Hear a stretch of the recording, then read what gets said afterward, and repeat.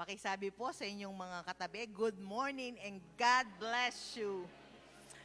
Good morning, worshipers online, and sa bawat isa po na pwedeng mag-share nitong ating gawain sa umaga ito ay pwede nyo pong i-share para mas marami ang ating makasama sa ating pananambahan this morning.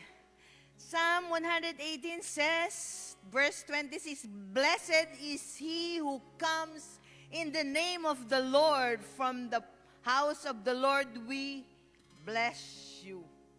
From TMCC, we bless everyone. Sabi po doon sa isang comment or commentary dito sa Psalm 118. Ito po daw ay naisulat ni King David for his victory and because of God secure his kingdom. Lalong-lalo na po ang kingdom ng ating Panginoon, which is also the kingdom of David na pinasimulan. Kasi sabi, from your lineage, doon po manggagaling ang ating Messiah. So it's fitting for us today to bless the Lord and give praises to Him, for He is good. His love endures forever. God bless you, WLT.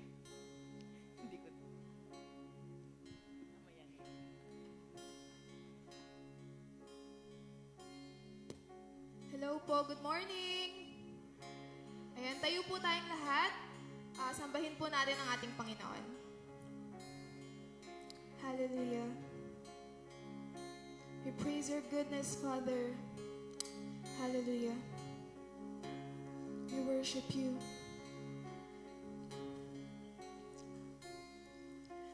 Amazing grace, how sweet the sound that saved a wretch like me. I once was lost, but now I'm found. Was blind, but now I see. 'Twas grace that taught my heart to fear, and grace my fears relieved. How precious did that grace appear, the hour I first believed. My chains are gone, I've been set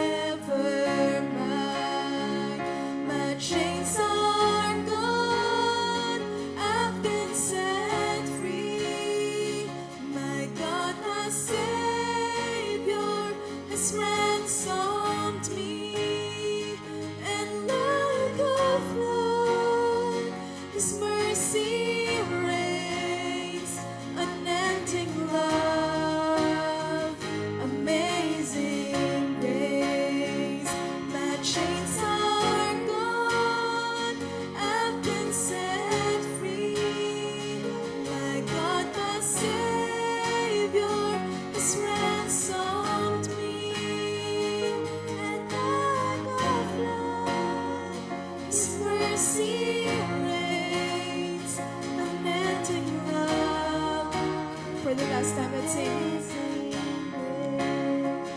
My chains are gone, I've been set free. My God, my Savior has ransomed me. And like a flood, His mercy reigns, unending love, amazing grace, unending love, amazing grace, unending love.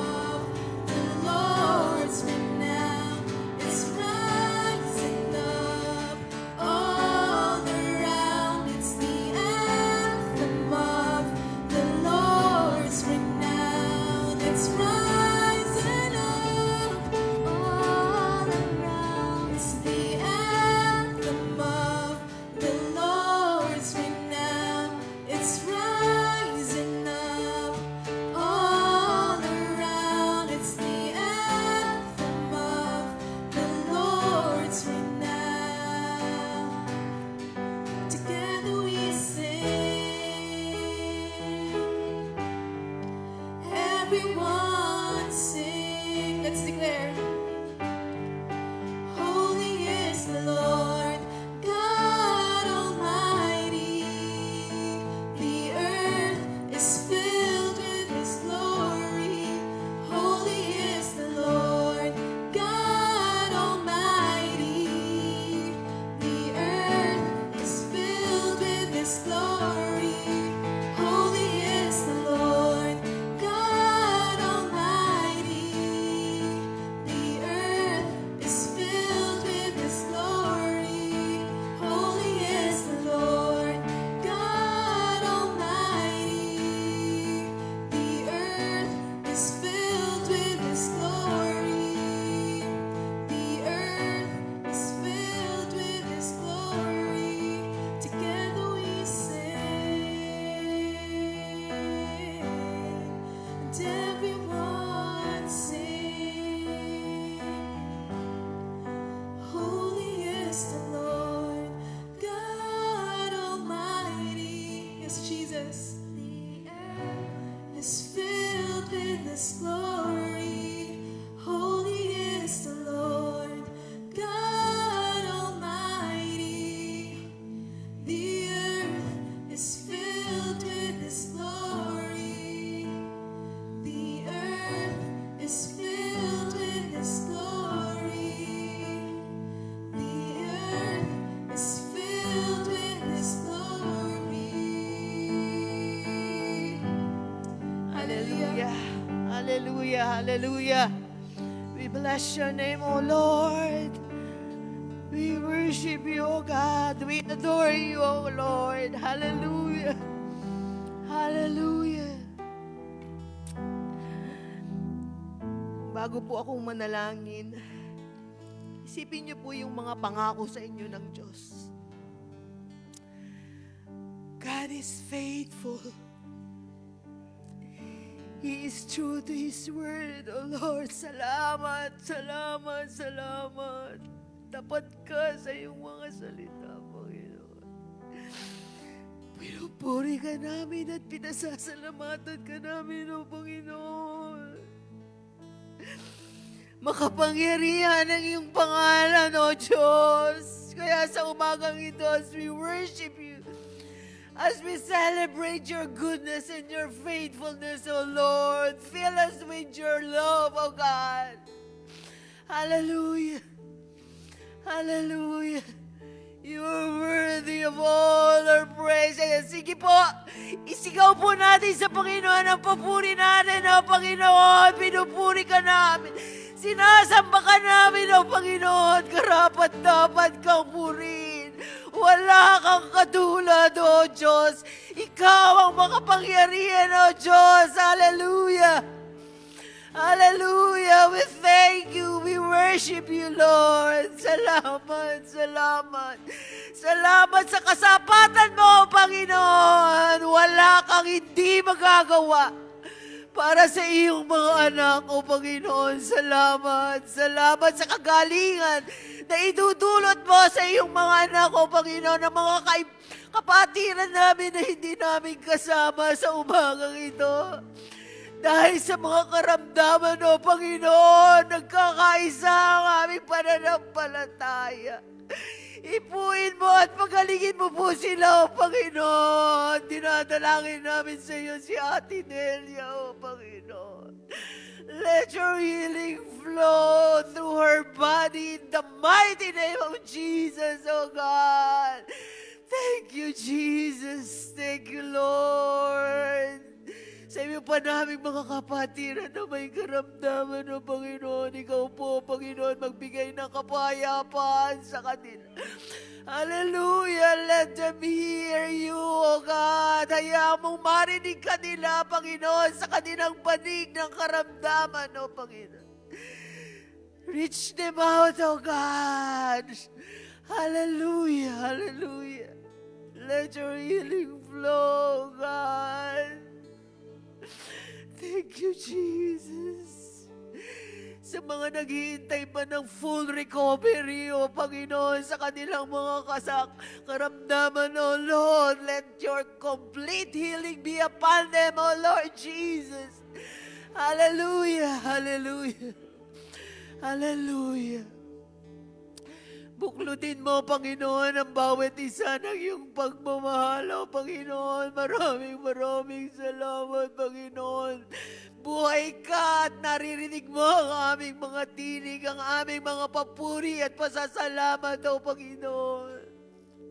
Alam mo ang bawat pangangailangan ng bawat isa, O Panginoon. Mga relasyon na dapat iayos in the mighty name of Jesus. Let your restoration be upon them, O Lord Jesus. Hallelujah. Ikaw po, Panginoon, magbigay ng pagkakaisa sa mga pamilya na bawat isa na narito, Panginoon. Salamat. Salamat, Panginoon. Salamat. Dahil sa pag-ibig mo, walang imposible, O Panginoon. You will restore broken relationship, O Lord Jesus, in the mighty name of Jesus. Hallelujah. Even the provision, O Lord, salamat dahil alam namin, kaya kami nagkukulang dahil alam namin ikaw ang magpupuno nito, Panginoon. Sa mga isip namin, kulang. Pero ikaw, Panginoon, alam mo na ang katugunan.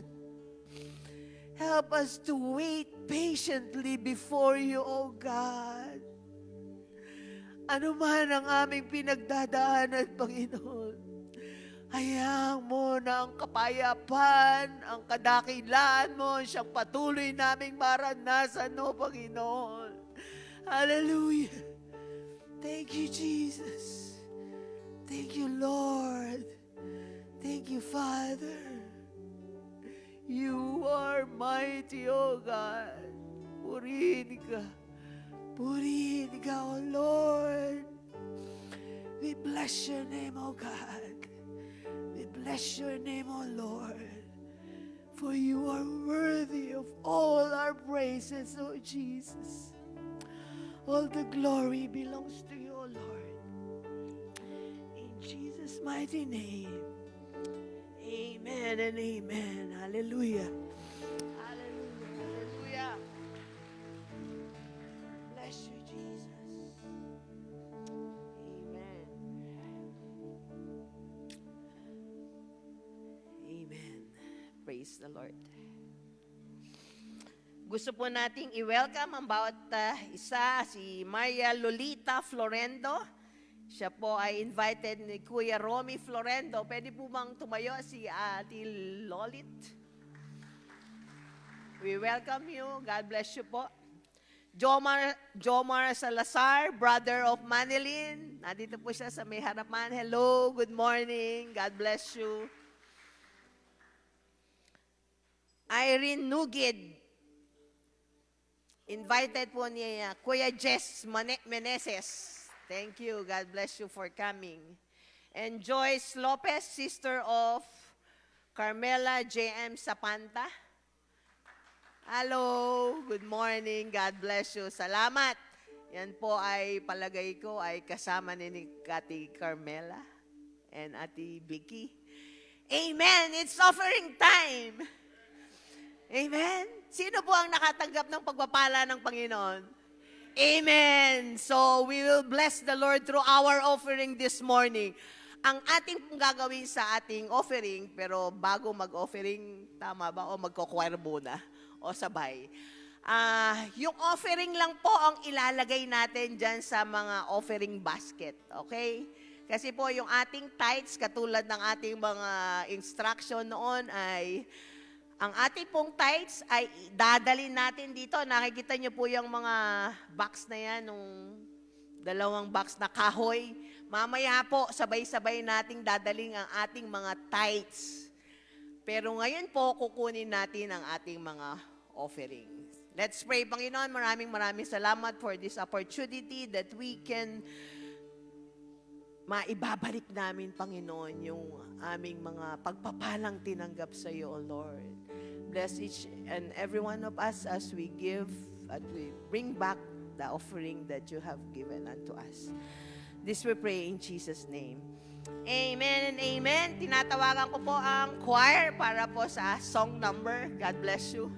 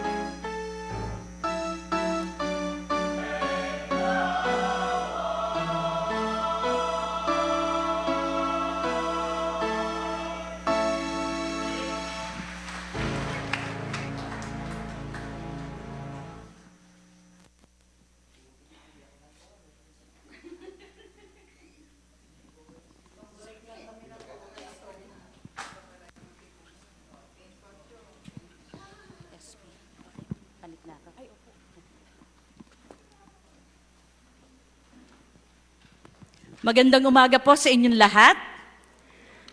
Ayan, good morning! Ayan.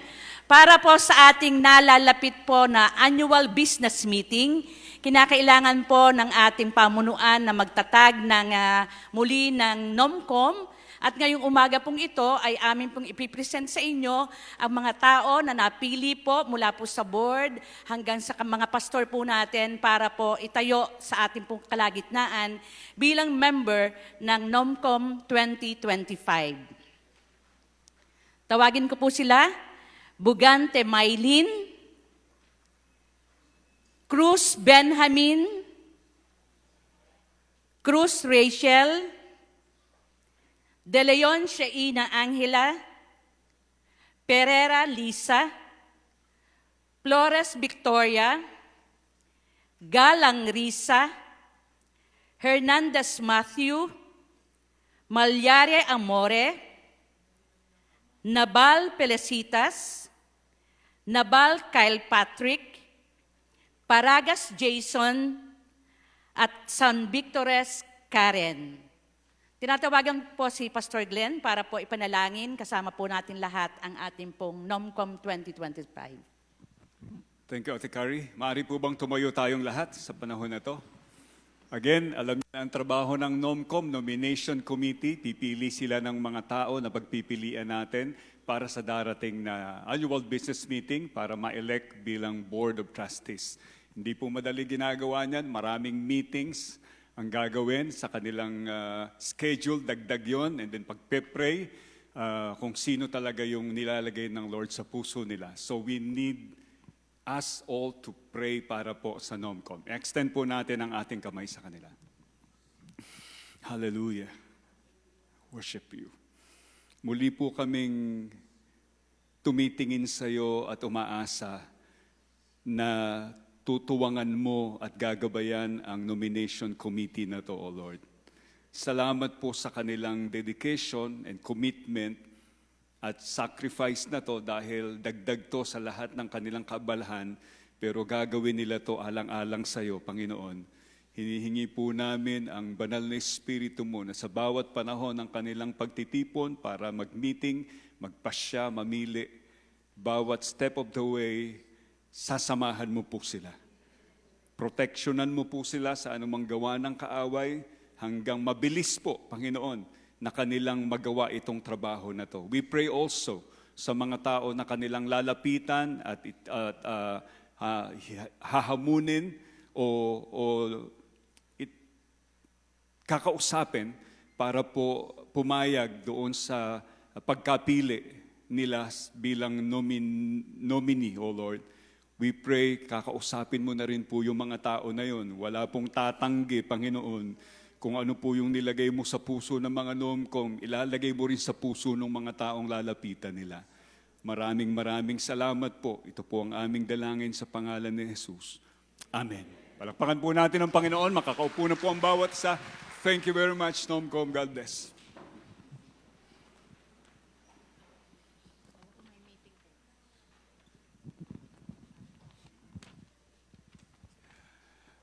Mamaya after ng service ay mimitingin kayo ni Ate Carrie. Isang mabilis na meeting. Good morning! Good morning! Kumusta po ang araw nyo? Good! Siyempre, good morning nga eh. Good morning. Kumusta ang isang linggo? Yumayaman, yumayabong, pero hindi yumayabang. Yan ang turo sa atin ni Maloy Malibiran sa Lumbides. Kapag napag-uusapan po ang kaganapan sa ating lipunan, no? Lalo na, sino po sa inyong mga sumusubaybay, sa mga katiwalian sa flood control projects, iba-iba po ang ating mga reaksyon. Yung iba napapakamot na lang ng ulo, yung iba naiinis, yung iba di makatulog, yung iba gusto nang lumipat ng ibang bansa. Pero isa po sa nakakwentuhan ko about this topic, sabi niya, tinigilan ko ng subaybayan, nakakapagod. Nakakapagod daw. Well, opo.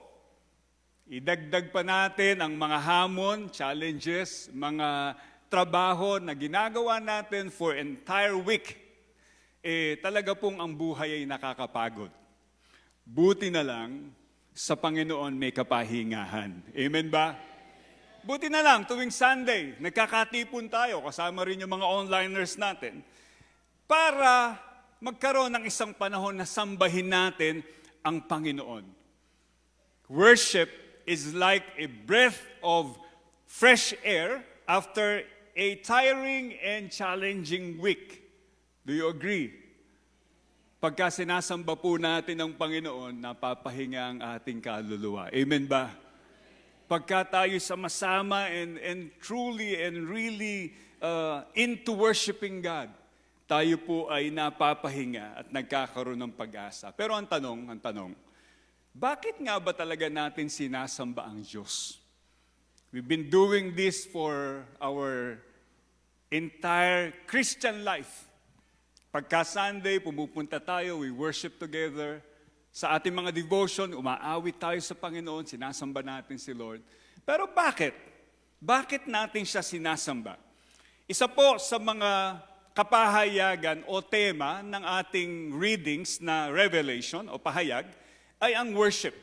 Time and again, mababasa po natin dyan. God is shown as one who is being worshipped.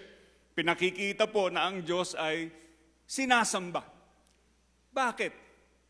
At anong epekto nito sa atin? Doon po sa Revelation 7, open your Bibles to Revelation 6 and 7. Doon po tayo huhugot ng mga talata ngayon. Sa Revelation 7:11, ito po ang senaryo. All the angels were standing around the throne and around the elders and the 4 living creatures. They fell down on their faces before the throne and worship God. Lahat po daw ng mga anghel. Nagkaroon ng parang kumbaga kung pinapanood natin to na mala Netflix, no? Yung mga anghel sa langit, nakita ni John na sumasamba sa Panginoon. Laksa-laksang anghel. And that is the scenario in heaven. Sinasamba ang Panginoon. Sinasamba siya ng 4 living creatures. Sinasamba siya ng 24 elders. Sinasamba din siya ng mga tao na nandun sa langit na nung panahon na yon. Masisilip po natin ang parang ala worship service doon sa langit. It has been said, the chief end of man is to glorify God and enjoy Him forever. Yun po daw ang purpose mo. Yun po daw ang purpose ko. Yun daw ang dahilan kung bakit tayo umiral o bakit tayo nabuhay. Para sambahin ang Diyos. Hallelujah! We are here, we are alive because God wanted us to worship Him, to glorify Him. Hindi lang glorify, but to enjoy God forever. Sino po sa inyo na-enjoy nyo si Lord? Magsabi ng Amen. Amen. No? To be in Christ is an enjoyable experience. Pero kasama doon ay ang pagsamba sa Kanya. Pero again, bakit nga ba? Bakit nga ba? Sa chapter 6, 1 and 2, no, ay makikita natin ang una nating hugot. So ang title po ng ating message ngayon ay Worthy of Worship. Bakit nga ba ang Panginoon ay karapat-dapat nating sambahin? Basahin po natin yung Revelation 6, 1 and 2. Tingnan niyo po, ang ganda. Sino po sa inyo nakakasubaybay sa ating pagbasa? Ito pong mga chapters ng Revelation, mga kapatid, iba-iba rin ang reaksyon ng tao. Yung iba natatakot, yung iba nagiging excited, yung iba nagkakamot ng ulo. Ano ba mga ibig sabihin yan? Sisilip po tayo ng konti at ito-try natin bigyan po ng paliwanag ang mga bagay-bagay. Sa Revelation 6:1 and 2, ito po ang nasabi. I watched as the Lamb opened the first of the 7 seals. So dito na po yung panahon na doon sa Revelation, binubuksan na yung mga selyo. Yun pong seals, ito po yung mga nakalagay doon sa mga liham na nakabalunbon. Ang kanila pong letra noon, o ang kanila pong mga liham noon, hindi nakasulat sa mga envelope. Ito po'y nakabalunbon at ito po'y may metalik na lubid at meron pong seal. Meron pong putik, if I may, na nagdidikit sa mga lubid At doon po may tatak, yun po yung seal. Okay, na tinatawag. So sa langit po daw, nakakita ng ganito si John. At itong 7 seals na to ay may nagbubukas. At ang sabi po dito, ang nagbubukas po daw noon o nag-break ng seals ay walang iba kundi si Jesus. Every time na bubuksan yung seal, may mga lumalabas na mga kapahayagan. Okay, yung una, ito po. Then I heard one of the 4 living creatures say in a voice like thunder, "Come!" I looked, and there before me was a white horse. Its rider held a bow, and he was given a crown, and he rode out as a conqueror bent on conquest. Sa buong Revelation, ipinahayag ang kaganapan ng mga bagay na magaganap sa future. Teka, nabalitaan niyo na po ba? Na sa September 23 ay rapture na. Nabalitaan niyo na ba? Ngayon pa lang. Yan po kumakalat sa social media. No. Huwag po kayong mag-alala, hindi po matutuloy. Dahil ang rapture po, walang nakakaalam kung kailan. At pagkas nilagyan mo ng date, malamang-lamang ililipat ni Lord yung date. Hindi, joke lang. Pwedeng ngayon maganap. Amen? Pwedeng bukas. Pwedeng 10 years from now. But no one knows except the Father. Okay? So sa buong Revelation naman, bagamat walang mga dates, ay ipinapahayag po yung mga magaganap. Sa Revelation 1:9, ito ang sabi, "Write therefore what you have seen, what is now, and what will take place later." So kung gusto mo pong malaman daw yung magaganap sa future, end times, if you may, basahin mo yung Revelation. Ang Diyos lang ang nakakaalam ng bukas. Actually, hindi lang niya alam ito, hawak pa niya ang bukas mo, bukas ko, at bukas nating lahat. Amen ba? Ang dahilan kung bakit dapat lang na i-worship si Lord ay dahil God is sovereign. Meaning, He is in control of the events in history. Dito, habang binubuksan po ang mga seals, makikita po natin na ang Panginoon ang gumagawa nito. Kung darating po ang araw na ito, ang Panginoon, yung tinatawag na Great Tribulation, katulad po nung sinasabi sa Bible, napakasaklap po ng magaganap sa mundong ito. Halimbawa, nag-rapture ngayon. 7 years from now, 7 years starting today, kung nag-rapture ngayon, napakasakla po ng magaganap sa mundo. Nanasain pa raw ng isang tao na hindi na siya ipinanganak.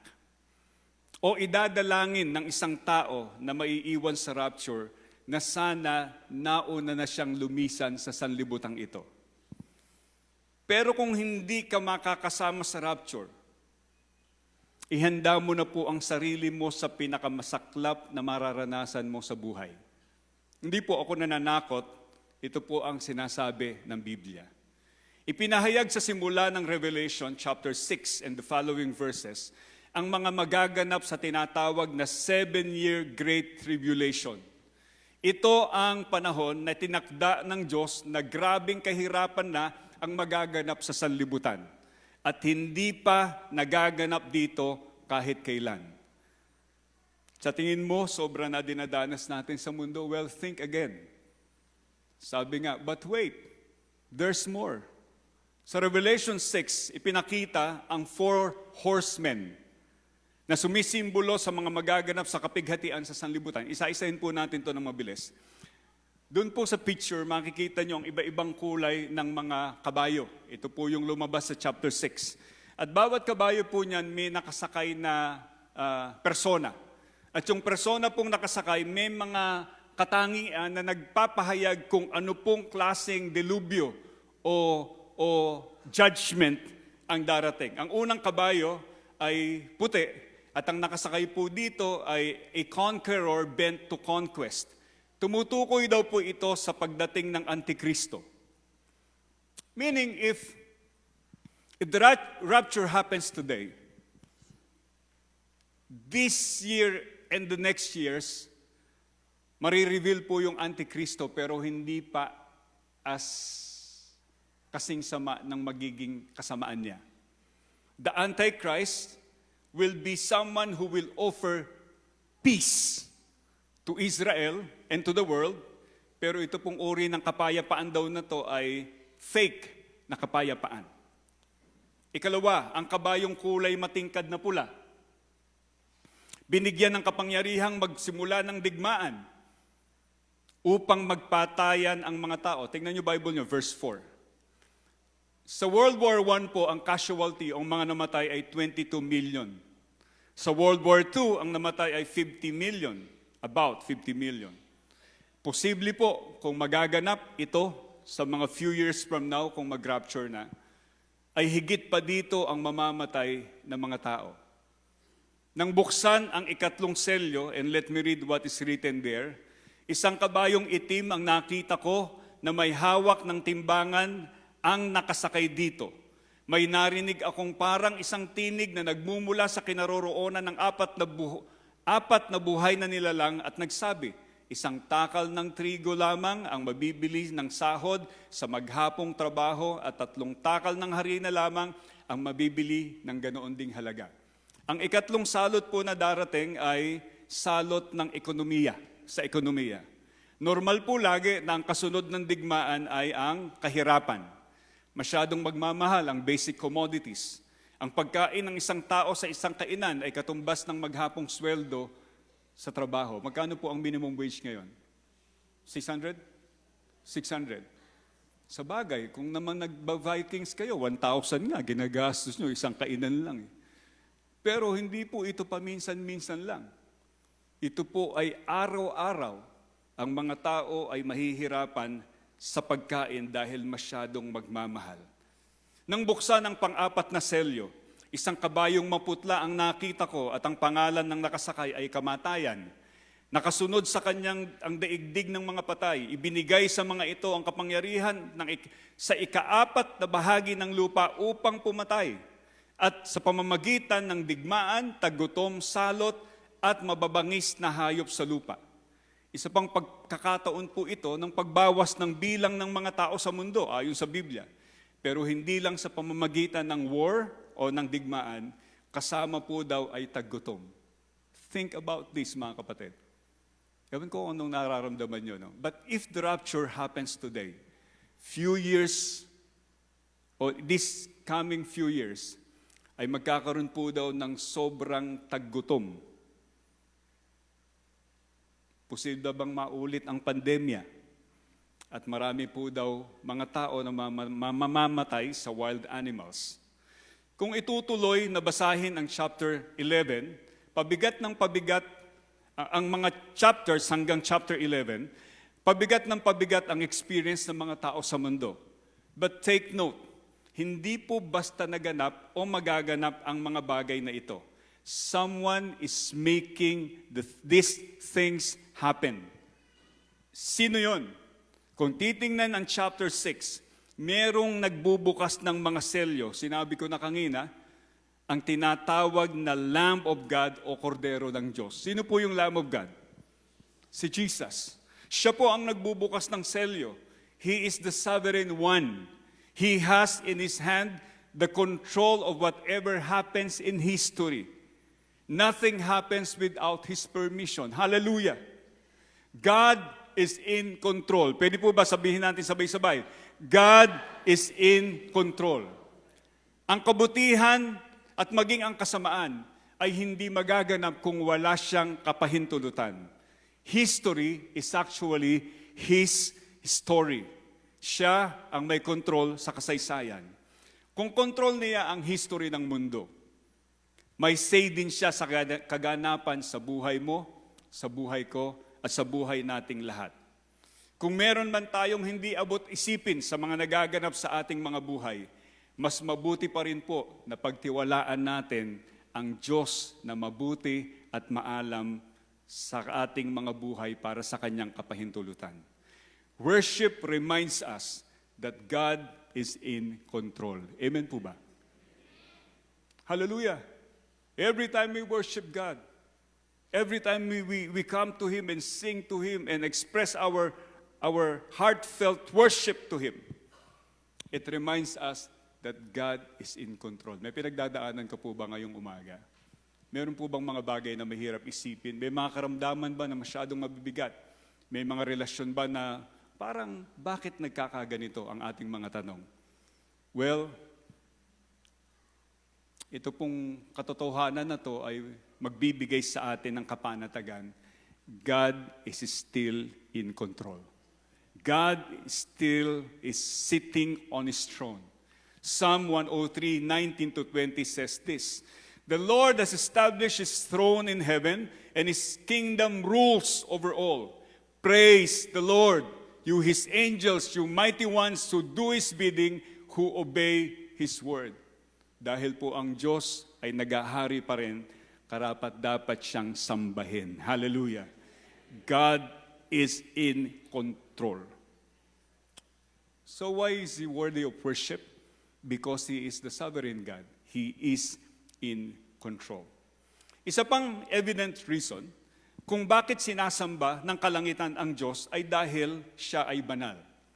Ikalawang dahilan ng ating pagsamba, God is holy, pouring out wrath against sin. Pansinin niyo mga kapatid, when we say God is holy, ang lagi lang naiisip natin, ang Diyos walang kasalanan, ang Diyos hindi gumagawa ng mali, ang Diyos hindi katulad nating mga tao, lumalabag sa kanyang mga kautusan, sa mga batas ng Diyos. Tayo hindi holy, ang Diyos holy. Pero in His holiness, mga kapatid, He also has the prerogative to punish sin. Actually, God hates sin. So chapter 4, verse 8.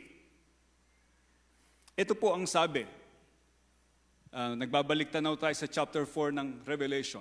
Again, sabi ko nga sa inyo, ang Revelation punong-puno ng pagkakataon na sinasamba ang Diyos.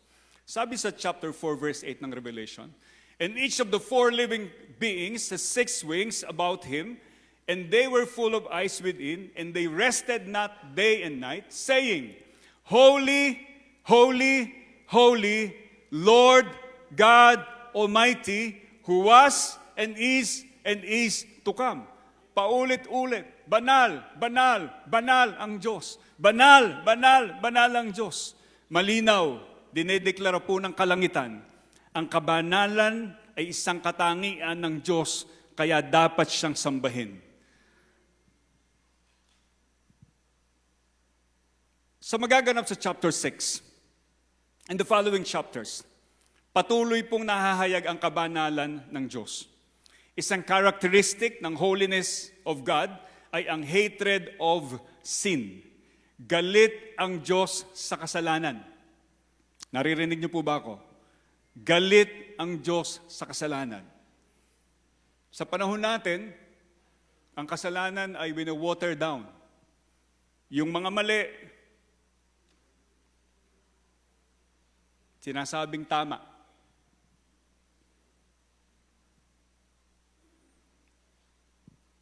Yung isang aklat na sinulat ni Platt, ang kanyang apelido. Ang title ay Counterculture.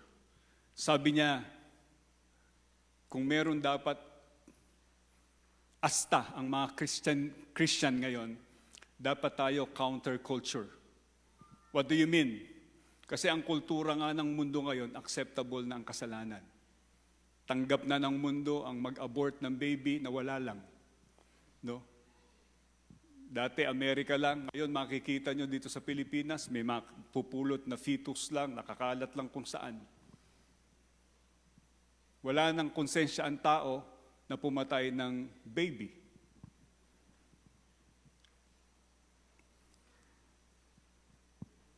Ang gender issue sa ating mundo, na ginawa ng Diyos na babae at lalaki lang, ngayon, LGBTQ++. Confused na ang mga tao. Ayaw nang tanggapin ang turo ng Biblia na ito lang. And sometimes, pag tayo nagsasalita tungkol dito, tatanawin tayo ng mundo na hindi kayo progressive. Mali ang sinasabi nyo. Ang pagnanakaw, pagka ang nagnakaw ng mangga ay isang karaniwang tao, pagka ang isang karaniwang tao nagnakaw ng mangga, kulong agad. Pero pag nagnanakaw ng bilyon at milyon, ang dami pang mga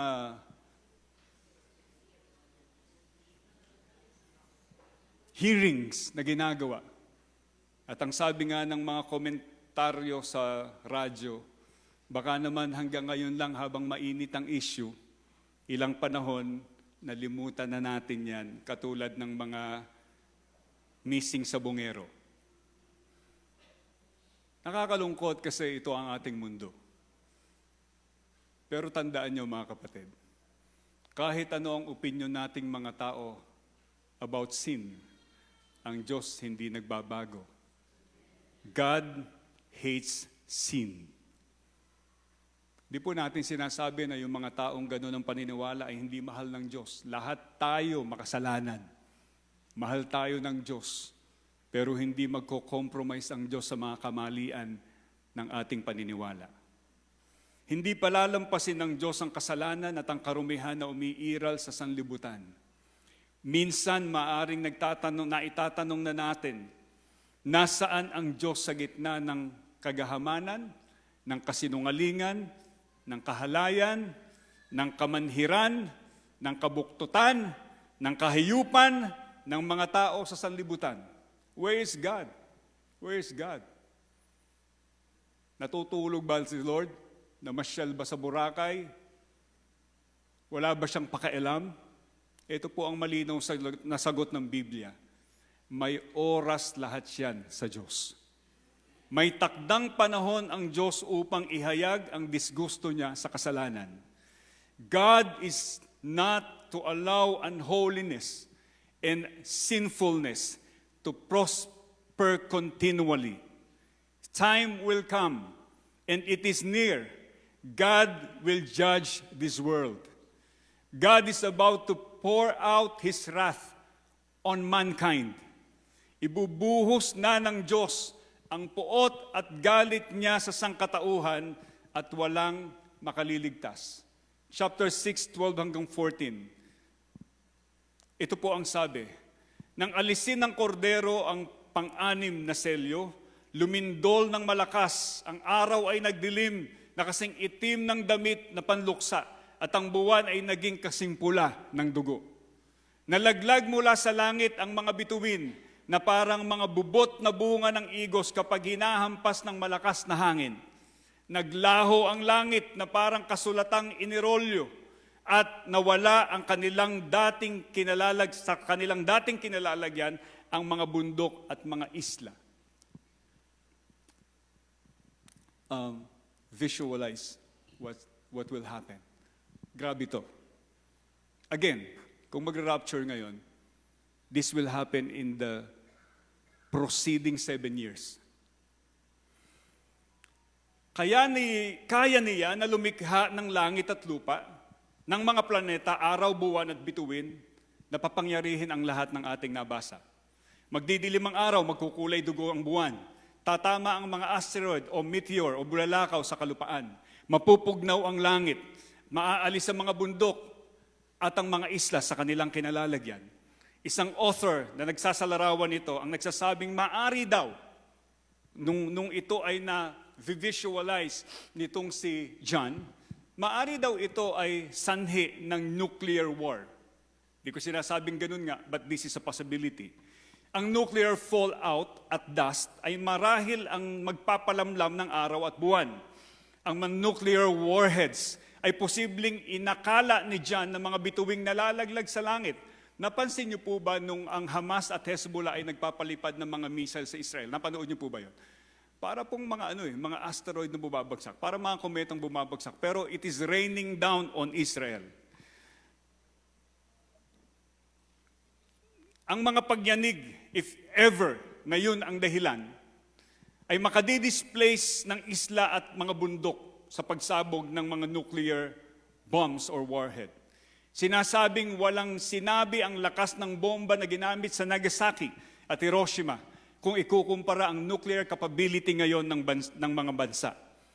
Alam niyo po ba kung anong bansa ang pinakamarami na nuclear warheads? Ito po ay ang bansang Russia. Ang Russia po ay may 5,580 nuclear warheads. With the power that is 1,000 times compared to that which flattened Hiroshima.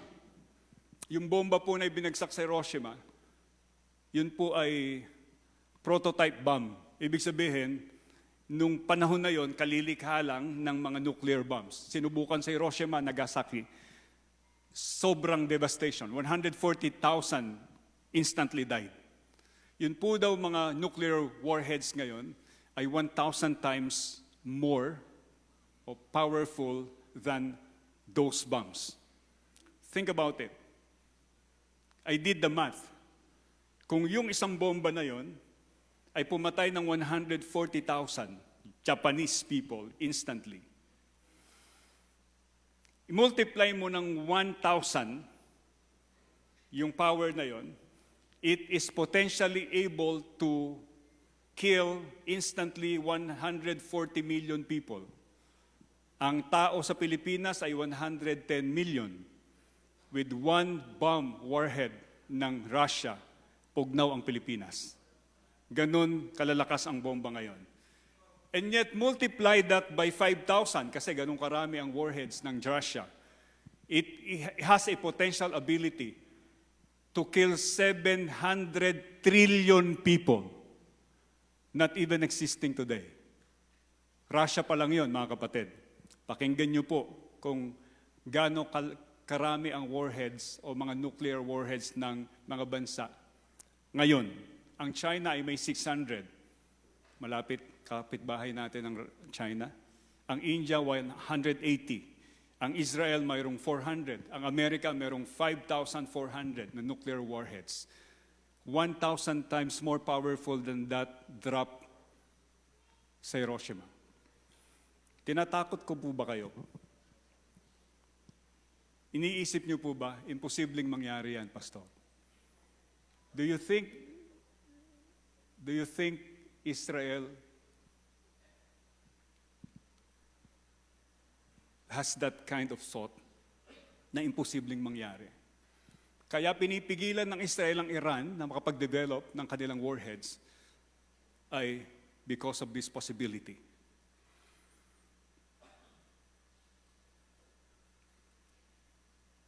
But we don't know. Yun ba talaga mangyayari? Yun ba ang magpapadilim ng langit at lupa o ng buwan at saka ng araw? Yun ba ang magpapayanig ng mga isla at mga bundok mula sa kanilang mga kinalalagyan? I don't know. We don't know. Yet naturally or supernaturally caused what the Bible says will happen. Amen po ba? Yan man ay sa pamamagitan ng mga nuclear warheads o ng supernatural intervention ng Diyos, magaganap ang sinasabi ng Biblia. Kapag binuhos ng Diyos ang kanyang galit at puot, mayayanig ang sanlibutan. Look at how people reacted do sa ginawa ng Diyos kapag nangyari ito. Chapter 6 verse 15, tingnan niyo po ang reaction daw ng mga tao. Nagtago sa yungib na bato ang hari sa lupa, ang mga gobernador, ang mga pinuno at ng hukbo, ang mayayaman, kasama si Diskaya, ang makapangyarihan at ang lahat ng tao, alipin at malaya, at sinabi nila sa bundok at sa mga bato, tabunan nyo kami, ikublin nyo kami sa mukha ng nakaupo sa trono at sa puot ng kordero. Sapagkat dumating na ang kakilakilabot na araw ng pagbubuhos ng kanilang puot at sino ang makatatagal sa harap nito. Think about it. Ganun katindi. Pwede nating minusin pero magaganap. Walang magagawa ang yaman o yabang pagdating ng pagbuhos ng puot ng Diyos. Kung ngayon pwede pang makatakas papuntang Amerika ang mga tiwaling government officials o mapaboran ng mga kakampi sa gobyerno ang mga nangungurakot, darating ang oras ang Diyos na ang maniningil. Malinaw na i-recognize ng mga tao ang reality na ang Diyos ang gumagawa nito sa panahon ng Great Tribulation. Lahat ng tao, maging mga dating hindi naniniwala na may Diyos, mga ateista, o lahat ng ayaw manalig, those who do not believe in God, manginginig sa takot dahil sa puot ng Diyos na buhay at mamarapatin pa nilang mamatay o matabunan ng lupa kaysa makaharap ang puot ng Diyos at ng kordero ng Diyos. The Bible said, every knee shall bow and every tongue confess that Jesus Christ is Lord. Maging yung ayaw lumuhod at bukal sa pusong kilalanin ng Diyos at Panginoong Yesus. Yung mga taong namumusong ngayon kay Lord, yung mga taong binabaliwala si Kristo o ang mabuting balita ng Panginoon, mapipilitang lumuhod at sumamba sa Kanya na banal at tunay na Diyos. Ngayon, ang alok ng Lord, come to me and I will give you rest. Ngayon, ang Panginoon ay attorney natin, pero darating ang panahon, ang Diyos ay hukom na. And He will pour out His wrath. Mas mabuti po, I believe, na ngayon pa lang, panaligan na natin ang Panginoon. Amen. Mas mabuti po na ngayon pa lang, sambahin na natin siya. Pagkat darating ang panahon, sa ayaw man at sa gusto natin, sasamba tayo sa Diyos. If God is holy, then worship displays God's holiness before us. Tuwing tayo po ay sasamba sa Panginoon, nahahayag po sa atin ang kabanalan ng Diyos. Tayong mga Christians, tumanggap sa Kanya, it draws us nearer to Him. And His countenance shines upon us. Na yung kabanalan ng Diyos kapag nahahayag sa atin, nang liliit tayo kung may kasalanan tayo at nagpapalinis tayo sa Panginoon. You cannot worship God without leaving sin. Amen. Hindi po natin pwedeng sinasamba natin si Lord ngayon, mamaya babalik tayo sa kasalanan natin. Ang totoong pagsamba, nakikita natin ang kasalanan natin at humihingi tayo ng habag sa Panginoon. Nalalapit tayo sa Diyos. Bakit dapat sambahin si Lord? Bakit karapat dapat siyang sambahin? Number one, because He is sovereign. He is in control of history. Ikalawa, because He is holy. Laban siya sa kasalanan. And He will judge sinfulness. The last point will give us hope. Sa kabila ng mga kapahintulutan ng Diyos at sa kabila ng puot niya sa kasalanan, isa pang dahilan kung bakit dapat sambahin ng Diyos, nararapat sambahin ng Diyos, ay nakasulat sa Revelation chapter 7, 9 to 10. And let me read this to you. After this I looked, and there before me was a great multitude that no one could count, from every nation, tribe, people, and language, standing before the throne and before the Lamb. They were wearing white robes and were holding palm branches in their hands. And they cried out in a loud voice, Salvation belongs to our God who sits on the throne and to the Lamb. Ang ikatlo po na makita nating dahilan kung bakit yung mga nasa Bible na to ay sinasamba ang Diyos is because God is merciful. Hallelujah. God is merciful, offering salvation to all. Bagamat galit ang Diyos sa kasalanan, mahal niya ang mga makasalanan.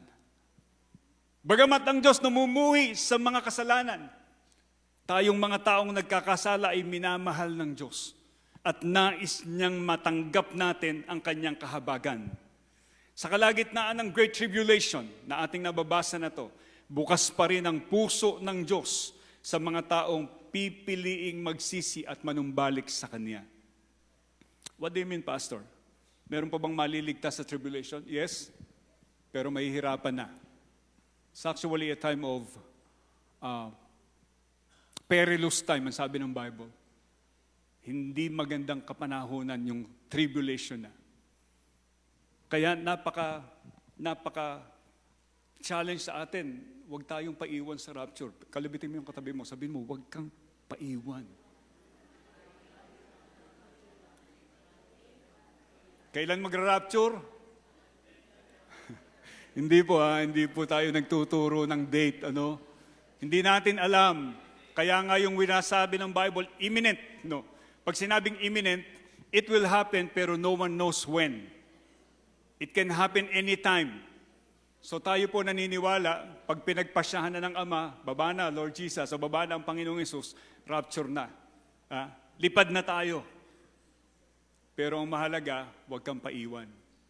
O pastor, paano hindi may iwan? Pakinggan mo. No?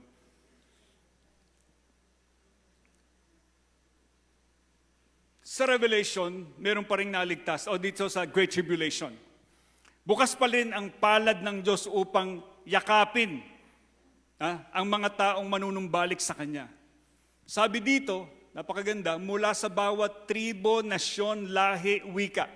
Ibig sabihin, sa lahat ng lugar, ang Diyos ay nag-iimbita pa rin. Hindi daw mabilang yung mga tao na maliligtas at sasamba sa Panginoon sa panahon na to. Mga dating makasalanan, mga dating walang panahon at walang pakialam sa Diyos. Mga Gentiles na iwan sa rapture, pero mula sa bawat lahi ng mga tao ay nakaranas ng kaligtasan.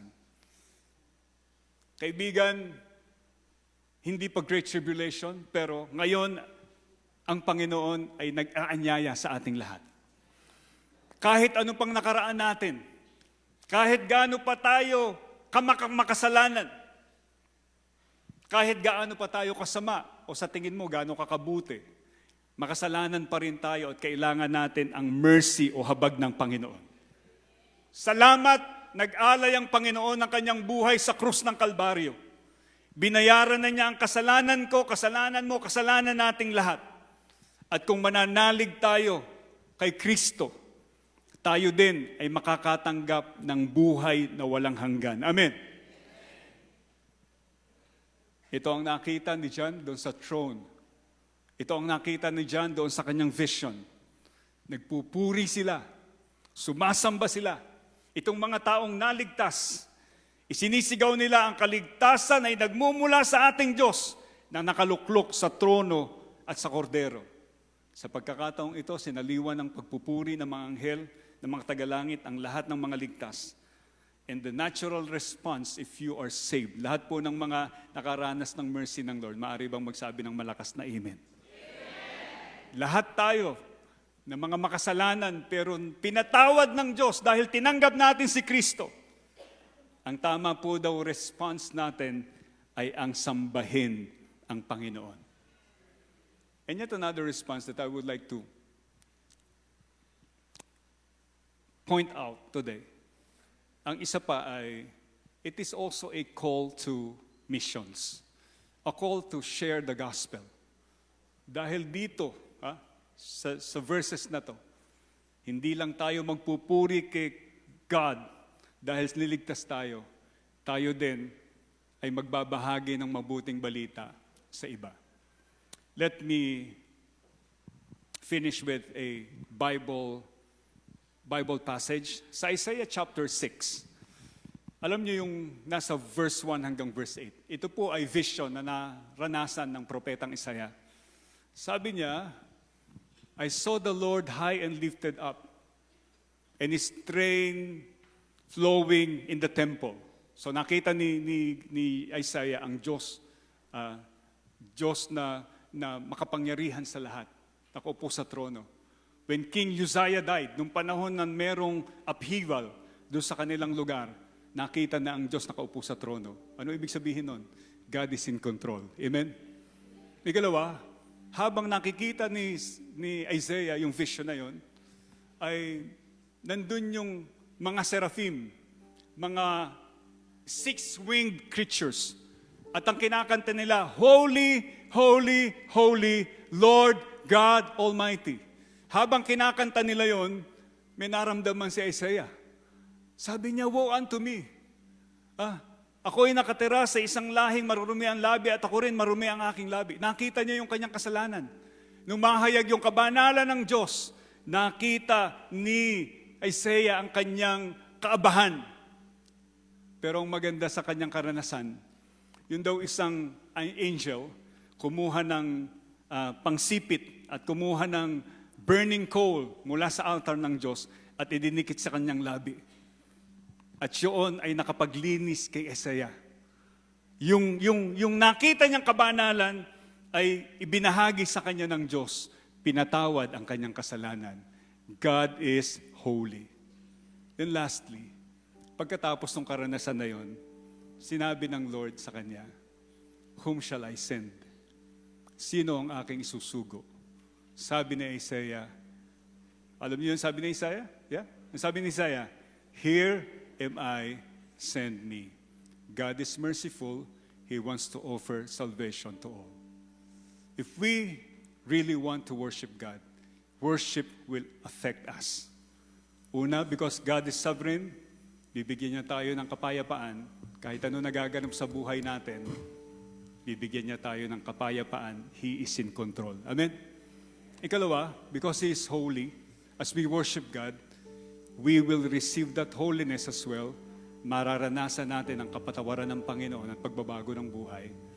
Lastly, when we worship God, because He is a God of mercy, we also will receive that mercy and share it to other people who needs mercy. Tumayo po tayong lahat. This time, sambahin natin si Lord. Let's give Him worship. Sa inyong kaparaanan, it's up to you how you express your worship. Pero habang iniisip natin to, na He is in control, He is holy, He is merciful, He is worthy, ibigay natin ang pinakamataas na pagsamba na kaya nating ibigay ngayong umaga. Sa papuri, luwalhati at pagsamba, Jesus, ika'y dakila. Itaas po natin ang ating mga kamay sa Kanya. Pagkailanman, Dakilain natin ang Panginoon. dapat ka sa papuri. Hallelujah! Luwalhati at pagsamba, itataas ang ngalan mo. Oh, yes, Lord God. Ang iyong nilikha Purihin ka, ay Panginoon. luluhod sa Yes, iyo. Lord. Worship. Itataas ang ngalan Dinadakila ka namin, Panginoon. Hallelujah! bawat labi ay magpupuri. Jesus, dakila ka. Kami iyong likha'y lumuluhod sa Oh, yes, iyo. Lord. We worship. Itataas ang We give you all the glory, Lord. ngalan mo. Bawat lahi ay magsasabi, Jesus, dakila ka. Nararapat ka sa Purihin ka, Lord. papuri. Come on, let's worship the Lord. Hallelujah! Pagsamba, Sambahin ka, Jesus, Panginoon. ika'y dakilain. Glorify your name, O Lord. Purihin ang pangalan mo. Sa iyo lang ang papuri. Dinadakila ka namin. Itataas ang ngalan mo, Ama. Baba po ang kamay. Habang pinagmamasdan natin ang kadakilaan, kabanalan ng ating Panginoon, ang kanyang kapangyarihan, ang kanyang kahabagan. Sino po ngayon sa umaga na to ang meron kang pinagdaraanan, hindi mo nauunawaan, pero sa iyo mabigat yon. At you need that assurance from the Lord, anak, bahala ako. Kung ikaw yan, taas mo ang kamay mo, I'll be praying for you. Sige po. Kung meron kang challenges na pinagdaraanan sa buhay, maybe a grief, maybe a broken relationship, maybe some kind of needs na hanggang ngayon hindi mo pa nakakamtan, o maybe may karamdaman ka and you need God to assure you, to reassure you that He is in control. Taas mo po ang kamay mo. Panginoon, hindi lang namin nababasa sa Bible ang katotohanan that you are sovereign. But we believe that and we experience that, O Lord. Habang nakataas ang kamay ng mga anak mo, I pray that the Holy Spirit may embrace each and every one, O Lord. Give each and every one that reassurance na kinakalinga mo po kami. Hindi ka po natutulog, hindi ka po nagpapabaya. Itatawid mo po kami sa lahat ng ito, Panginoon. Lord, Holy Spirit, we claim your peace and your power. See us through, Lord God. Salamat po. Nananalig po kami. Hawak mo ang buhay namin. At walang magaganap na hindi mo kontrolado, Panginoon. And everything works together for good to those who love you and to those who are called according to your purpose. Salamat po sa katotohanan na yun. In Jesus' name, baba po ang kamay. Sino po dito ang kailangan natin na maranasan ang kabanalan ng Lord? Merong bagay sa buhay mo that you are struggling to overcome. Isang bagay na alam mo hindi gusto ng Lord, maybe a decision that you made, maybe a trait that you are into, a character trait na kailangang mabago, o anumang ugali na alam mo hindi gusto ni Lord pero nahihirapan kang i-overcome. Gusto ko sabihin sa iyo, kaya ni Lord na baguhin tayo. Kung yan ang nais mong trabahuhin ni Lord sa buhay mo, maaari bang itaas mo ang kamay mo? Sige po, ang una daw paraan ng kalayaan ay ang pag-amin. Kung aaminin natin kay Lord kung ano yung kahinaan, hindi natin kaya, His grace is sufficient for us. Taas mo po ang kamay mo, I'll be praying for you. Lord Jesus, Ikaw na Diyos na banal, banalin mo po kami, Panginoon. Hindi po namin kaya na baguhin ang sarili namin, but we thank you that you are able, Lord God, by your power, your Holy Spirit, to transform us. Baguhin mo po yung aming mga ugali na hindi maganda. Baguhin mo po yung aming mga naiisip, ginagawa, sinasabi na hindi karapat-dapat sa iyo. Muli po namin iniaalay sa iyo ang aming mga sarili, Panginoon. Baguhin mo po kami in Jesus' name. Amen. Baba ang kamay. Huling tawag. Kung hindi ka pa nagpapasya, natanggapin si Kristo bilang Panginoon at tagapagligtas. Maybe this is your first time. Ngayon mo lang narinig, ang Panginoon pala nagpapatawad. Si Kristo pala binayaran ang kasalanan ko. Kailangan ko palang tanggapin siya na aking Panginoon tagapagligtas para ako'y masama sa kanyang muling pagparito. Kung nais mong magpasya niyan ngayong umaga, nakapikit po ang lahat. Pati na yung nandun sa online, maaari po ba sa harap ng Panginoon, itaas mo ang iyong kamay. Sa nagpapasya na nais tumanggap kay Kristo, itaas mo po ang iyong kamay. Salamat po sa mga nagtataas ng kamay. Manatili po na nakataas ng kamay. Sumunod ka po sa panalangin na to ng pagtanggap ng kaligtasan sa Panginoon. Sabihin mo, Panginoong Hesus, salamat sa pag-ibig mo. Salamat na binayaran mo na ang kasalanan ko sa krus ng Kalbaryo. Binubuksan ko ang aking puso. Tinatanggap kita na aking Panginoon at tagapagligtas. Simula sa araw na to, baguhin mo po ang buhay ko. Salamat sa buhay na walang hanggan. Amen. Ako na lang po magpe-pray. Lord Jesus, sa lahat ng bagong tanggap sa iyo ngayon, dalangin po namin na maranasan ng bagong kapatiran na to ang patuloy na pagkilos ng iyong banal na Espiritu. Malapit sa iyo magkaroon ng uhaw sa salita mo at lalong mapabanal ang buhay sa kapangyarihan ng Espiritu mo. Salamat po sa pangalan ni Jesus. Muli po nating awitin yung awit, karapat-dapat ka ng papuri. Hallelujah! Luwalhati at pagsamba, Jesus, ika'y dakilain, magpakailanman.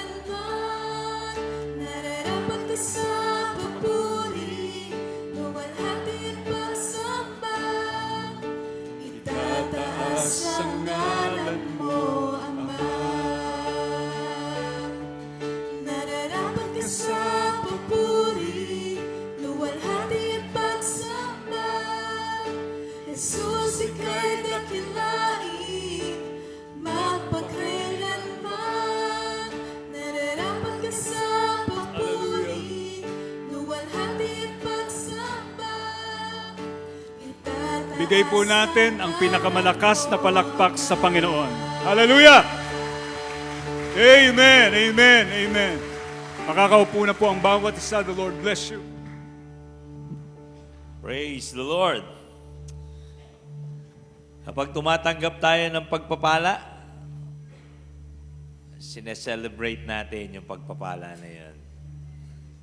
Yung ating kaligtasan na tinanggap sa pamamagitan ng ginawa ni Kristo doon sa krus, sineselebrate natin. Hindi lamang every first Sunday sa pamamagitan ng communion, kundi araw-araw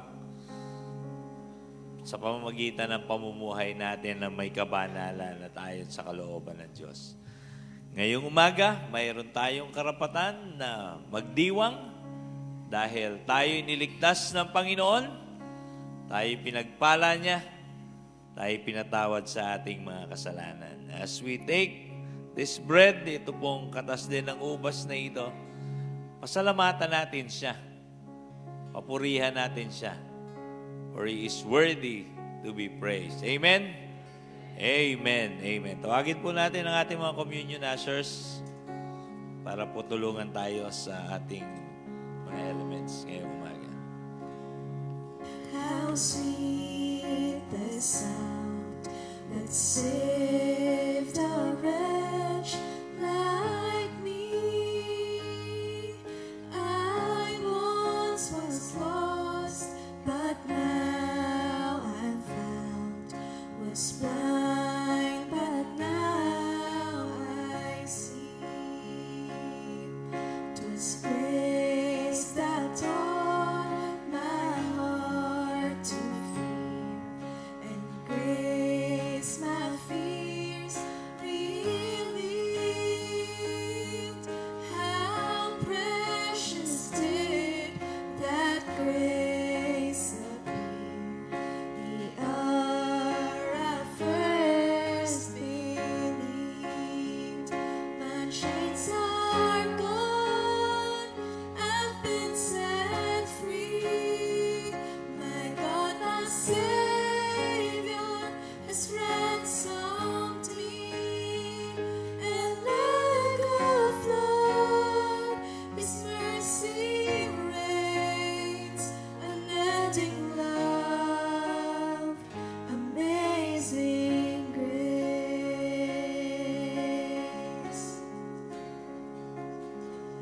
The Lord has promised good to me. His word my hope secures. He will my shield and portion be, as long as life endures. My chains are gone, I've been set free. My God, my Savior has ransomed me.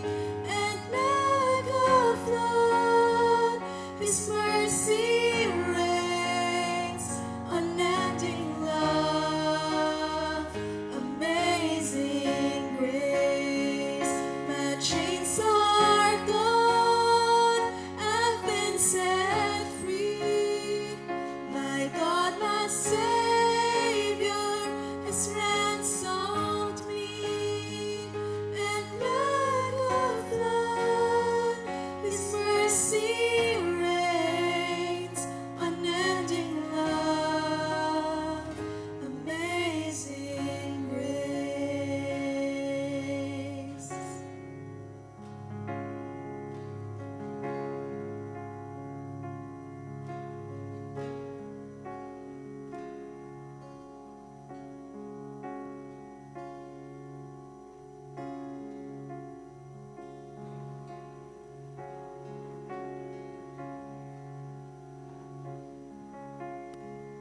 Lahat po ba ay napaglingkuran na ng mga elements?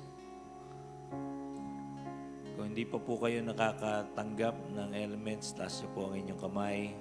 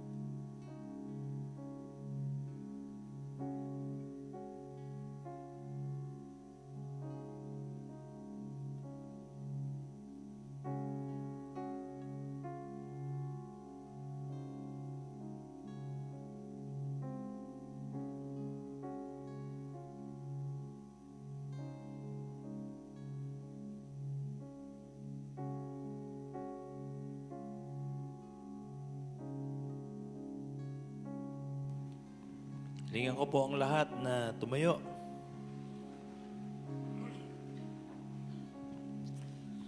Nagpapasalamat po kami, Panginoon, dahil Ikaw na Diyos na makapangyarihan sa lahat, Diyos na banal.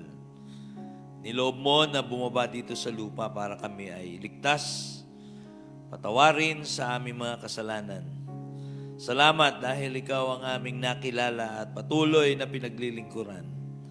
Panginoon, sa pagtanggap po namin at pag-alala namin doon sa ginawa mo doon sa krus. Tulungan mo po kami, turuan mo po kami na hindi lamang basta ipamuhay ang kalooban mo, kundi ibahagi din namin, Panginoon, ang kaligtasan na ito na aming tinanggap mula sa iyo. Tinatanggap po namin ang tinapay na ito at ang katas ng ubas na ito na may pagpapasalamat, pagpupuri, pagluwalhati sa iyong dakilang pangalan. Sabay-sabay po natin kainin ang tinapay na ito.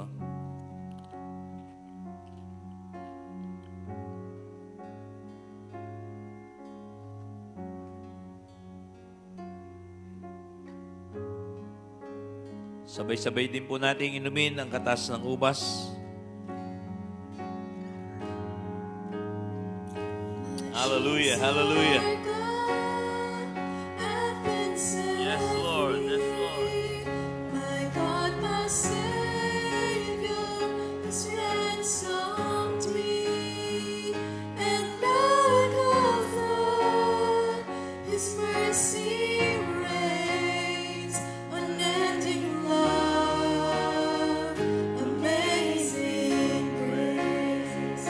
My chains are gone, I've been set free.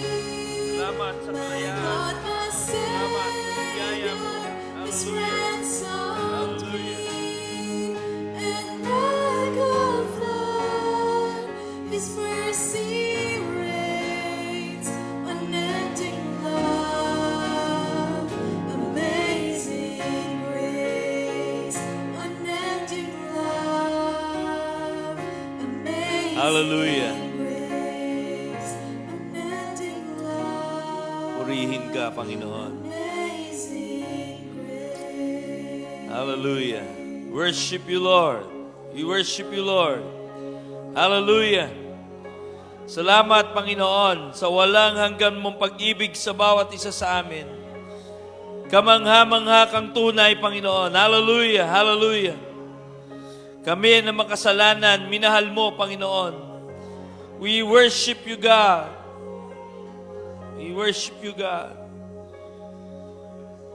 Binibigay po namin sa iyo, Panginoon, ang pinakamataas na papuri, pagsamba sa pangalan ng aming Panginoong Yesus. Ang lahat po ay magsabi ng malakas na Amen. Amen. Amen. Praise the Lord. Praise the Lord.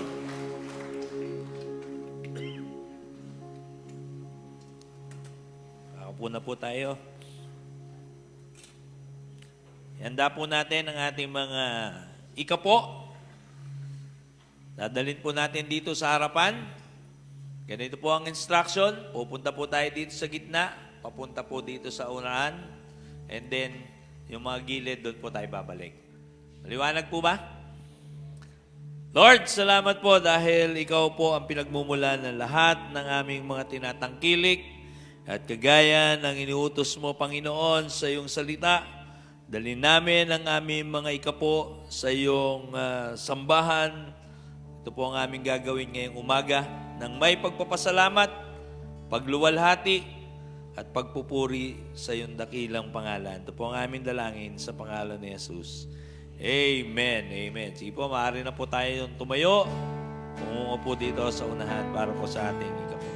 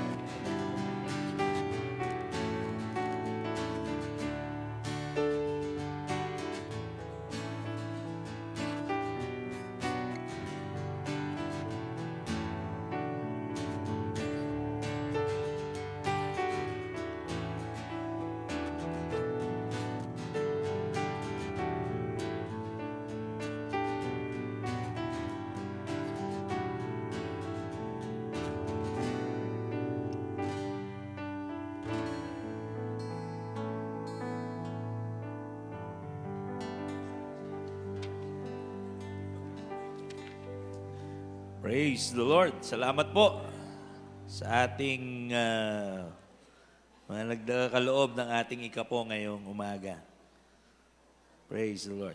Paalala po sa bawat isa, muli yung ating power of prayer every Wednesday.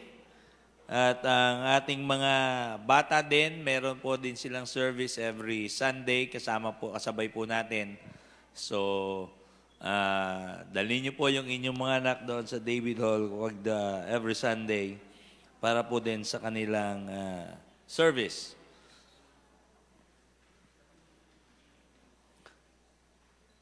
Meron pong nagkaloob dito ng regalo. Actually, hindi regalo, kundi prize para sa mga magme-memory verse. Parang ang sarap nito. Sino po gusto nito? Cinnamon ba to? Jazz, ito si Jazz ang nagbigay nito. Jazz, ano ba to? Cinnamon roll. Cinnamon roll. Ikaw may gawa nito? Si mami niya. Okay. Kung gusto nyong umorder, sabihin nyo lang po kay Jazz. Pero, kung gusto nyong magkaroon ngayong umaga nito, for free, at may kasama pang cable holder. Ayan, ganda. Memory verse. Ilan ba yan? 4. Merong 4 tayo na cinnamon roll. Sino po ang magre-recite ng ating memory verse? Revelation chapter 1. Si Nanay Luming. Nanay Luming, dito kayo. Ito. Nanay Luming.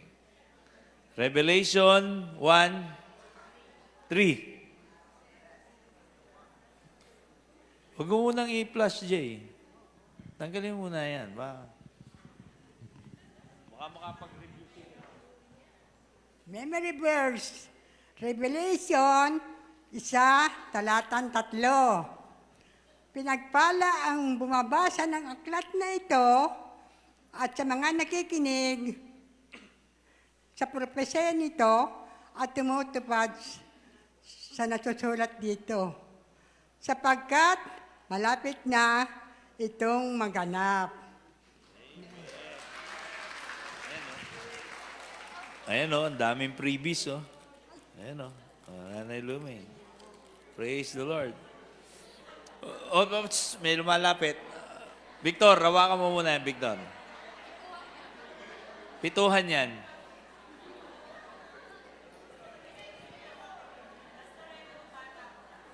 Mamaya. Pang-4 ka. Lahat nung August na memory verse. Magandang umaga po, mga brothers and sister. Payag, 1:3, pinagpala ang bumabasa ng aklat na ito at sa mga nakikinig sa propesiya nito at tumutupad sa nasusulat dito dahil malapit na itong maganap. Sapagkat malapit na itong maganap. English. Blessed is the one who reads and aloud. Blessed is it the one who reads aloud to the words and prophecy of his prophecy, and blessed are those who hear it and take it to heart what is written in it, because the time is near. Salamat po. Parang may ito, si conductress. Halika. Si conductress. Gusto ng cinnamon. Bawal sa kumakanta yun, matamis. Good morning po. Revelation 1:3. Blessed is the one who reads aloud the words of this prophecy, and blessed are those who hear it and take it to heart what is written in it.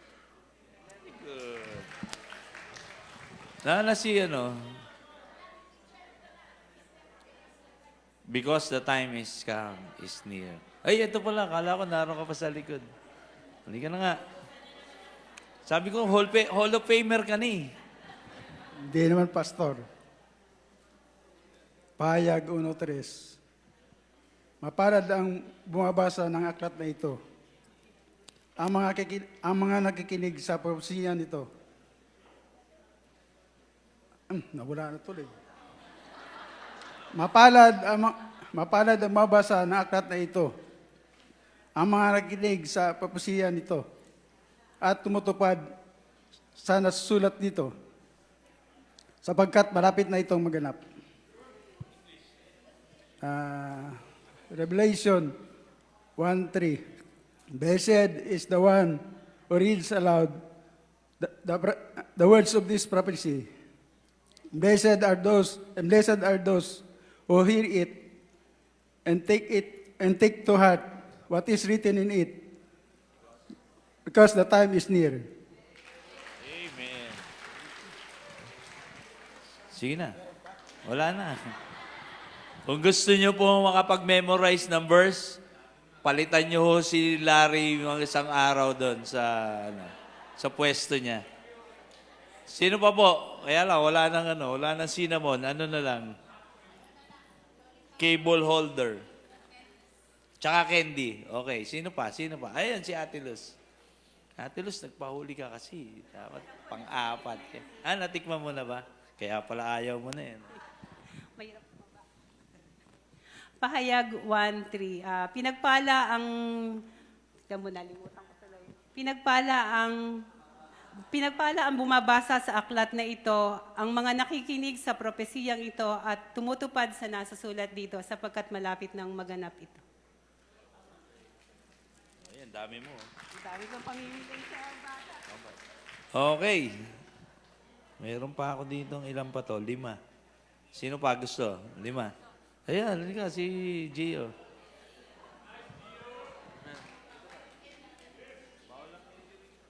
Pinagpala ang pahayag 1:3. Pinagpala ang bumabasa sa aklat na ito, ang mga nakikinig sa propesiya nito at tumutupad sa salitang ito, sapagkat malapit na itong maganap. Wala ka ba joke dyan? Ay, isa pa, Pastor, isa pang memory ko. Oh, isa pa daw. Sige, bibigyan pa kita ng... 1 John 3:16. 1 John 3:16. For God so loved the world that He gave His only... Hindi. 1 John 3:16. Dito natin nalalaman ang pag-ibig ni alay ni Kristo ang buhay niya para sa atin. Kaya dapat din natin ialay ang buhay natin para sa mga kapatid. Very good. Oh, ito pa. Bigay mo sa asawa mo. Okay, very good. Wala na? Wala nang gusto ng ano? Next time na lang. Okay, susunod po natin na memory verse. Next Sunday. Ayan, medyo mahaba. Revelation 7:9. Basahin po natin ng sabay-sabay. 1, 2, 3, go. After this, I looked, and there before me was a great multitude that no one could count, from every nation, tribe, people, and language, standing before the throne and before the Lamb. They were wearing white robes and were holding palm branches in their hands. Yan. Si Larry. Larry, umpisa pa lang yan. Tagalog po. Okay, Tagalog. 1, 2, 3, go. Pagkatapos nito'y nakita ko ang napakaraming tao na di kayang bilangin ninuman. Sila'y mula sa bawat bansa, lipi, bayan at wika. Nakatayo sila sa harap ng trono at ng kordero, nakadamit ng puti at may hawak na mga palaspas. Praise the Lord. Ayan, ini-encourage po natin ang bawat isa na patuloy na mag-memorize ng ating verse. Bukod sa magbigay ng papremyo. Bukod sa magbigay ng papremyo, of course, magbibigay na lang daw ng prize. Sa huwag naman ganun. Okay, tayo po tayo lahat para po sa ating pangwakas na panalangin. Sino po pinagpala ngayong umaga ng ating gawain? Amen, amen. Sino po sa inyong excited na ang Panginoon ay babalik? Praise the Lord, praise the Lord. Hallelujah, hallelujah. Panginoon, salamat po dahil totoo ang iyong salita, Panginoon, na ang pangako mo na ikaw ay babalik. Anytime, Lord. At kami na iyong mga anak, patuloy mo po kaming ihanda. Patuloy kami maging excited, Lord. Dahil ikaw ang Diyos na nangako, Diyos na makapangyarihan, Diyos na punong-puno ng awa at biyaya. Lord, sa buong isang linggo na ito na aming kakaharapin, patuloy naming maranasan ang biyaya mo na ito. Patuloy naming maranasan ang kaligtasan mo. Patuloy naming maranasan, Panginoon, ang paggabay, pagkilos, pakikipisan ng banal na Espiritu. Tinatanggap po namin ang pagpapalang ito ngayong umaga. Sa pangalan ng Ama, ng Anak at ng Espiritu Santo, ang lahat po ay magsabi ng malakas na Amen. Amen. Amen. The Lord bless you po. Punta po tayo sa ating mga Sunday school classes.